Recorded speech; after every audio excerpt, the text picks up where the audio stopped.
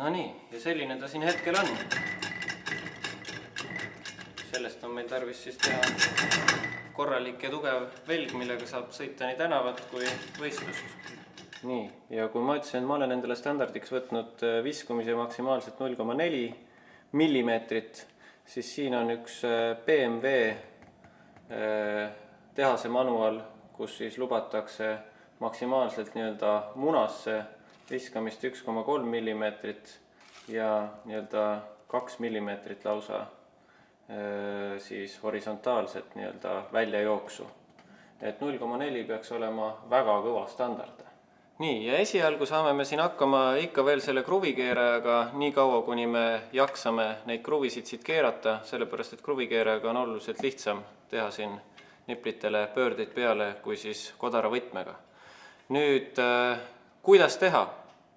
Kindlasti mitte selliselt, et te nüüd keerate siit, hakkate ühest kohast keerama, kõige targem on ilmselt võtta ventiili ava selleks alguseks, see on hea meeles pidada, vaid tuleb hakata keerama teatud vahemaa tagant, kas te võtate nüüd endale iga 3. kodar, iga 5. kodar või iga 7. kodar, see on enda teha, kuidas te olete harjunud, mina teen ühelt poolt iga 3 kodara tagant, selliselt tundub mulle kõige lihtsam saada see välja nii munast kui siis 8.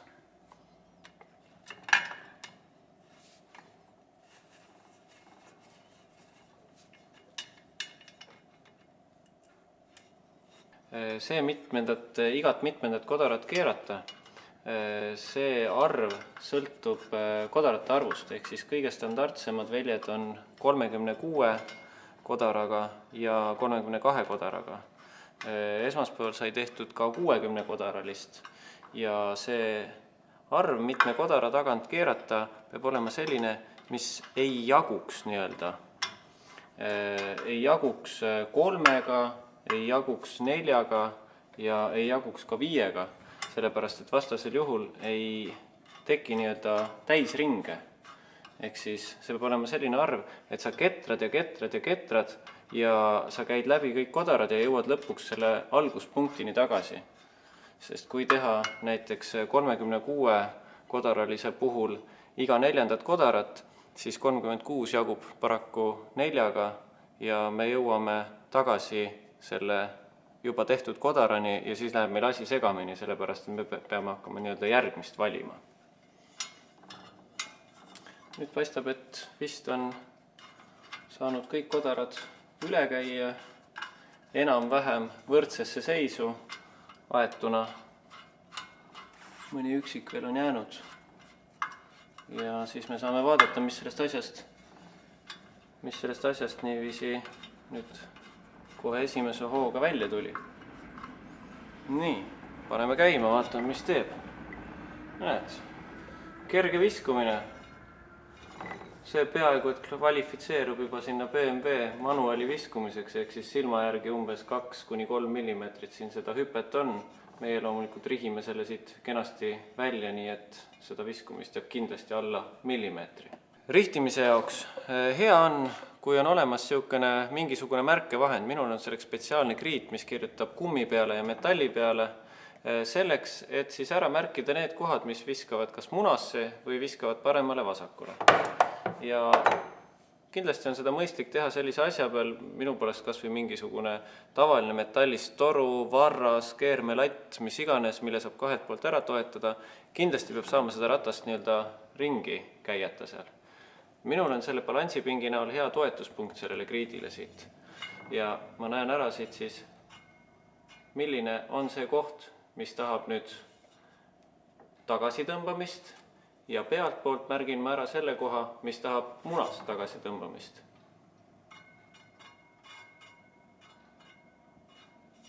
Nii, nüüd on näha siin sellised kollased kerged jutid nii pealpool kui ka siis üks tugev jutt siin vasakul pool velge. Ja milline on nüüd loogika sellest jutist nii-öelda vabanemiseks? Ehk siis viskumine selle koha pealt siiapoole tuleb elimineerida sellega, et tuleb lasta järgi kodaraid, mis teda siiapoole tirivad. Siiapoole tirivad neid kodarad, mis tulevad siit poolt. Ehk siis me laseme järgi natukene seda kodarat ja omakorda peale võib pingutada neid, mis tõmbavad teda teisele poole. Sellisest pisikesest keeramisest täiesti piisab. Ja kui panna praegu ta juba ringi käima, siis me oleme saanud vähemalt millimeetri jagu teda sinna keskele poole. Nüüd tuleb teha nii-öelda samasugune mõõtmine teisele poole, vaadata, kus on see punkt, kus ta viskab kõige rohkem sinna teisele poole ja teha sealt nii-öelda vastupidine liigutus.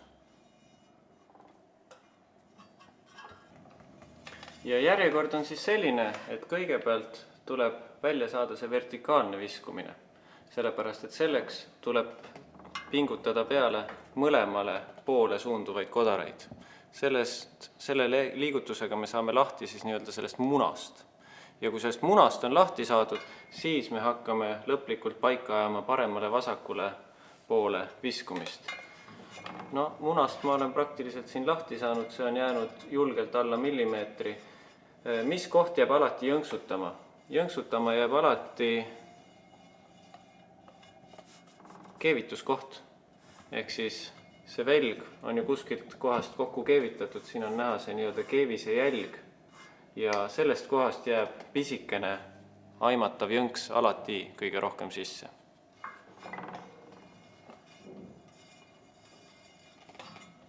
Nii, üldiselt see velg on juba päris heas konditsioonis. Enamus velgi, mis tänaval liiguvad või võistlusrajal liiguvad, on sellest oluliselt lopergusemad, nagu oli ka näha sellest, mis me siit ümbert nii-öelda ära võtsime, mis oli täis kivilööke ja mida paraku taastada ei õnnestu. Kui me räägime üldse rihtimisest, siis rihtida saab välja igasugused kodara lõtvusest tingitud 8-sse minekud, munasse minekud, aga välja ei õnnestu rihtida asju, mis on saanud tugeva löögi, ehk siis on sõidetud mingisuguse kivi või muu nii-öelda tõkke otsa.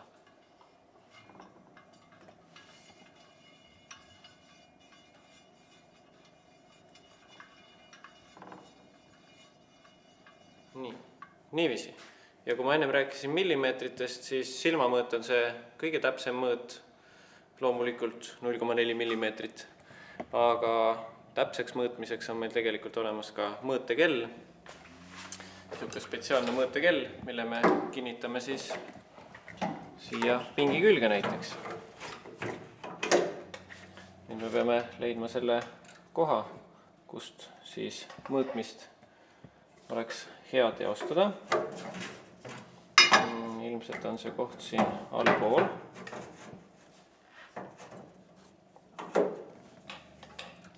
Liigutame ta siia velje serva juurde. Ja paneme ta siit mõõtma. Nii. Üks täistiir on 1 millimeeter iseenesest.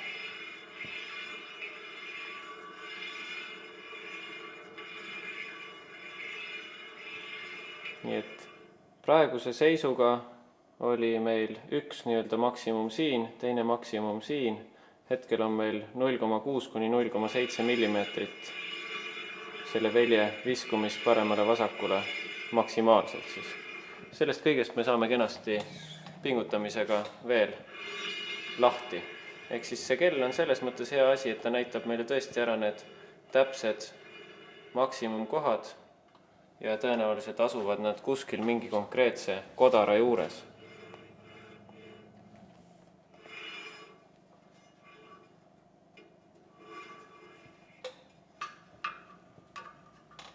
Fikseerime nad ära ja teeme siit pingutusliigutuse. Ja kohe on näha, et selle koha pealt enam ei jookse ta siia, vaid me oleme saanud ta selle veerandpöördega juba tervelt 0,1 millimeetrit vähem viskama. Et siis praegu viskamine on meil terve velje kohta 0,5 millimeetrit maksimaalselt. Ja näha on, et käib 60-20-ni, selle vahe on 0,4, nii et see on juba selline, millest väga palju enam kaugemale ei saa, kuna veljel endal on need nii-öelda kokkukeevitamis nimetame seda siis defektiks, paratamatuks defektiks. Ja kuna tegemist on tegelikult ka natukene kasutatud väljaga, siis eks siin võib olla ka mõni kerge siukene kivilöök kuskile vastu saanud. Aga igatahes 0,4 mm viskumist on super hea tulemus, nii et edasi ei ole meil tarvis enam rihtida, vaid tarvis on nüüd ühtlaselt ära pingutada kogu see kodara nii-öelda komplekt.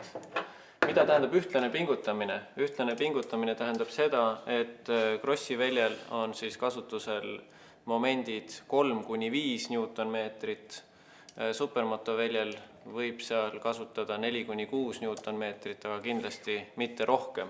Kui liiga üle pingutada, siis hakkavad need rummu sees olevad nipli otsad klõps ära lendama ja tulemuseks on siis purunenud kodarad. Nii et nüüd hakkame taas siis üle käima teatud valemi tagant. Nüüd Newton-meeter võtmega pingutamisel võtan kasutusele üle 5 kodara ehk siis iga 5. kodara pingutusmeetodi. Nii, ja ühe poole pingutasin nüüd ära kenasti 2 Newton-meetriga esialgu. Peale ühe poole pingutamist kindlasti tuleks kontrollida, et ega ta ei ole nüüd suurel määral läinud välja sellest esialgsest paika pandud rihtingust ja kui ta ei ole suurel määral kuskile poole nii-öelda viltu vedama hakanud, siis võib jätkata teise poole pingutamisega. Täpselt sama valemi järgi. Teise poole kodarad, igat 5. siis pingutan nii kaua, kuni jõuan välja selle õigeni.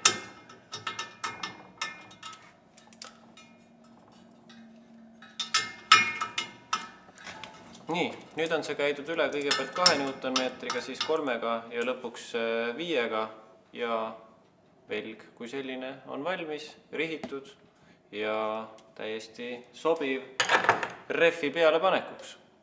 Ja leiame siit ühe sliki. Kuna see asi läheb võistlusraja peale, siis paneme siia peale ühe ilma mustrita huvitava rehvi. Siin on isegi suund näha.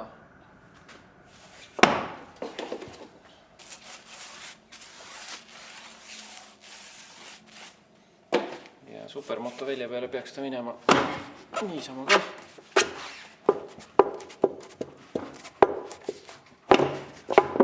Klõpsti. Ja antud ratas koos selle rehviga läheb meil supermoto võistlusrajale. See tähendab, et esirehvi me jätame sisse rõhku kuskil 1,4 on siukene paras number võistluste jaoks. Aga nüüd järgneb kõige huvitavam.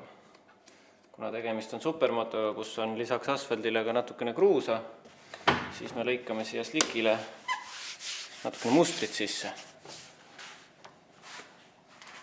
Niiviisi, paneme selle rehvi koos väljaga nüüd juba siia tuttavasse balanssipinki ja teeme talle mingisuguse mustrijoonise siia peale.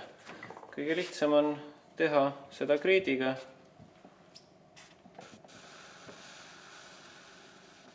Teeme ühe juti, teeme enam-vähem silma järgi teisele poole teise juti. Mustrilõikaja on siis siukene vidin, mis siis kuumutatud teraga. Siin on siukene hästi peenike tera, kuna tegemist on esirehviga, siis esirehvile väga laia lõigata ei saa. Ja see sügavus on nüüd praegu selline. Vaatame, teeme ühe testlõike, kas see sügavus on piisav või see on liiga suur või ta on liiga väike. Ja hakkab ta tööle siis, kui me hakkame siit rehvi niiviisi see lõikamine käib.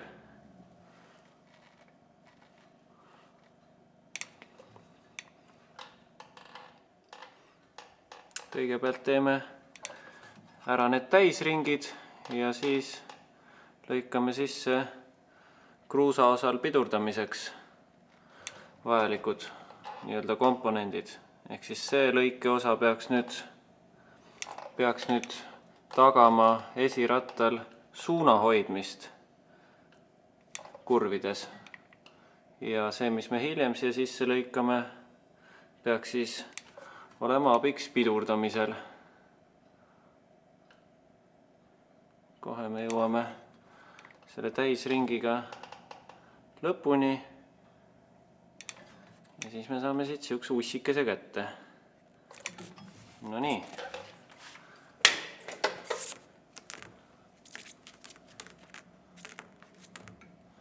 Noh, kui nüüd siia mustri põhja vaadata, siis karkassini me ei ole jõudnud ja see selline nii-öelda mustri sügavus on juba täitsa selline, mis on tänavasõidurehvidel originaalmustri sügavus. Kui nüüd siin tänavasõitjad mõtlevad, et mul rehv kulus ära, lõikame mustrit juurde, siis paraku peab kurvastuseks ütlema, et seal ei ole kuskile lõigata. Sellepärast, et kui see muster saab tänavasõidurehvil otsa, siis on juba põhi vastas ja sinna mingit lisa mustrit enam lõigata ei saa.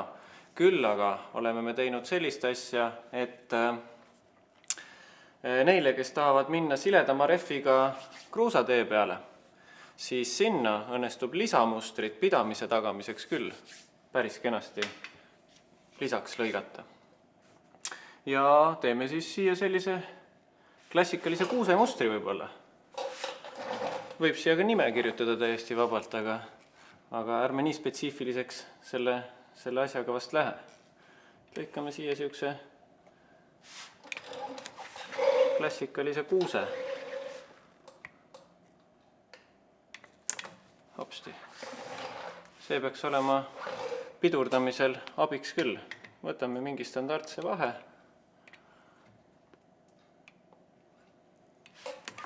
Selge on see, et see tulemus ei ole vast nii hea, kui tehases programmeeritud masinatel tulev muster. Aga ma arvan, et see ilu ei ole siin eesmärk omaette. Hakkame jõudma võiduka lõpuni. Siin on alati see küsimus, et kas muster jookseb kokku või muster ei jookse kokku. Paistab, et seekord õnnestub täitsa viisakalt siia täpselt õigesse kohta teha viimane lõige.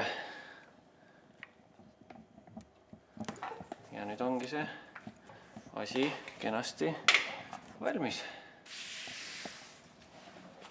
Siukene pudihunnik on jäänud järgi ja